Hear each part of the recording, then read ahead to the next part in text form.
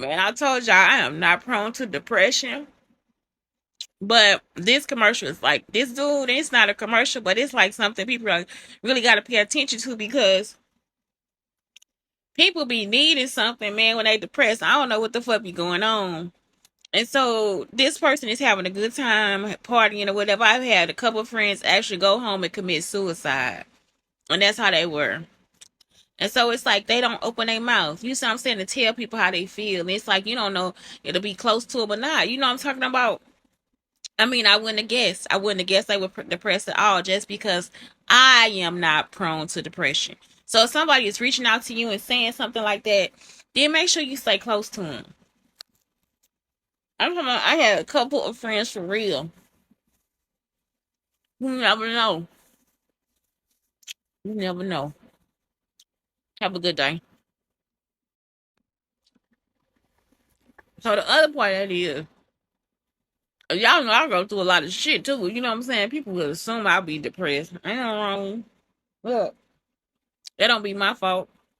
And when I get upset, I be kind of getting upset with myself too, because I be like, ain't no sense in getting upset in this motherfucker trying to make me go through they shit, gonna have they fucking feelings. So what it is when a person is at that point where they need to party, have a good time, even though they got all this other shit going on, that's the window of tolerance. It's like when you get to the window of tolerance, this bread tastes sour. When you get to the window of tolerance, it's bad. When you get to the window of tolerance, I'm sorry, it's either fight or flight. You see what I'm saying? And so sometimes singing, dancing, partying, that's fight. That you gotta fight. If they leave, they gotta go out of town. You ain't seen them in a few days. They lock themselves up in the room. That's flight. So that's how you know the difference. You see what I'm saying? They'll show it. So y'all just made a post about Marcus Dwayne Boyd. Y'all, they snatched that bitch down. Do you hear me? Listen. When I was dealing with Marcus, Marcus is the type of person where he will try to put you in his situation. So he'll smack the shit out of you, and then he'll make you sit there and try to smile and try to make you feel as if you need to coax him for smacking the shit out of you. I'm talking about for no reason.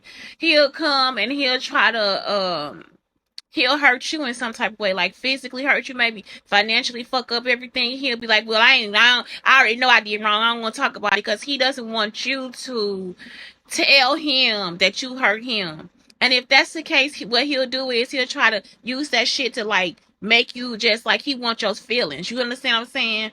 He wants your feelings at that time so he can switch it back on you and make other people feel bad for him. He always want to be the victim. So y'all don't never go back and redo nothing. But what it is like was like I said, he don't want you to tell him that you hurt him, but I really mean he don't want you to tell him that he hurt you. So he don't want to hear shit. You see what I'm saying? And so when I look at this too, when somebody was just talking about on this North Korea shit, I'm just like, that's the truth. Like that is how Marcus is.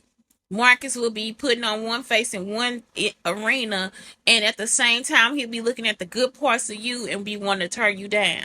So for me, I see this video as like, oh my God, yeah, that could be how depression is. But at the same time, that's probably how Marcus is. Y'all understand what I'm saying? That's probably how he is too. It's like it's when I'm doing something, he like when y'all. Let me tell y'all what made him jealous of me. I wanted my beer inside of a glass. I ordered a glass for my beer. He reminded me of that my whole relationship. And he was jealous of that. You see what I'm saying? Something wrong with that. So yeah, y'all, let's conclude. So he was jealous that I did that and I didn't know until I was into the relationship with him. So this person wanted to be with me ultimately because he was jealous of me. And I'm talking about it. At first, he was just like, I'm for real, so accommodating and all this different stuff. He moved in. He became the biggest, just the worst person I could ever. Like it was like a wolf in sheep's clothing. You see what I'm saying? And so it's just like I'm not that type of person where I'm just like, oh, this is a red flag because I think about my friends, all this different stuff, and it's like stuff happens, you meet other people, all this different stuff, and it's like that's it. He just really is a person that wants to be punished, but then he don't want you to punish him. But then it's out of it. You see what I'm saying? But really, I think that in that entire relationship was based on jealousy and envy. Period. Period. He harbored feelings.